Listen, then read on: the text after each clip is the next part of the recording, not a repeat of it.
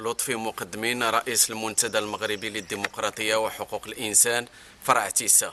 حنا الان كنتواجدوا بالمجال الترابي ديال جامعه واد الجمعه. هذه الجامعه هذه اللي كتموقع في دائره تيسا التابعه لاقليم تاونس. حنا الان امام مهزله بكل المقاييس، مهزله اللي كيتقاس فيها وليداتنا. هي هنا كيف كتشوفوا بان هذه الاعداديه ولات معلمه اثريه بكل امتياز. وهذه الاعداديه هذه تم الشروع في البناء ديالها منذ 2007.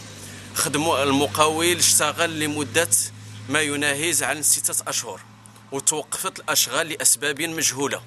وهذا التوقف ديال الأشغال انعكس سلبا على وليدات المنطقة، وبالتالي أن هذا التوقف هذا أعطانا ظاهرة الهدر المدرسي، خصوصا بالنسبه للفتاه.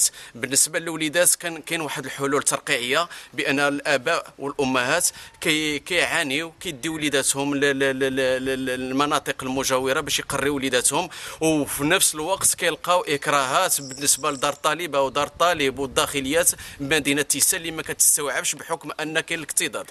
وحنا كمجتمع مدني راسلنا الجهات المعنيه بالخصوص الوزاره الوصيه والاكاديميه الجهويه ديال الحسيمه، وكذلك راسلنا النيابه الاقليميه ديال التعليم. وكل هذه الجهات هذه ما تسوقوش لهذه المراسلات وما تسوقوش للنداءات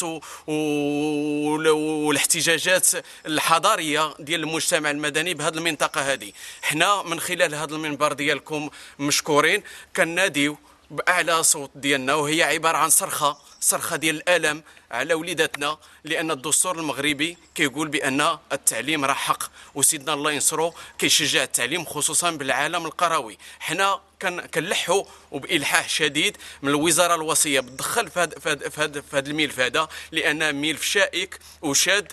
وكذلك كان الاصابع ديال الاتهام كنوجهوها النيابه الاقليميه، لان حتى المشاريع على المستوى المجالي ديال الاقليم كنشوفوها المشاريع كتمشي على مستوى اثني، بان القبائل ديال الحيينه ما كيستافدوش، قبائل شراقه ما يستافدوش، والقبائل ديال الجباله كيستافدوا. حنا كجمعيه حقوقيه ما كنامنوش بهذا الفكر هذا، كنقولوا باننا حنا كنا مغاربه، ما نقولوش بان هذه القبيله اكس ولا ايكغيك ولا زيد، لا بالعكس، بان خصنا نعموا المشاريع على المناطق اللي في الامس الحاجه لها. وكنشكروا المنابر الاعلاميه، لان لولا الاعلام لا الصوت ديالنا ما غادي تسمعش. وشكرا.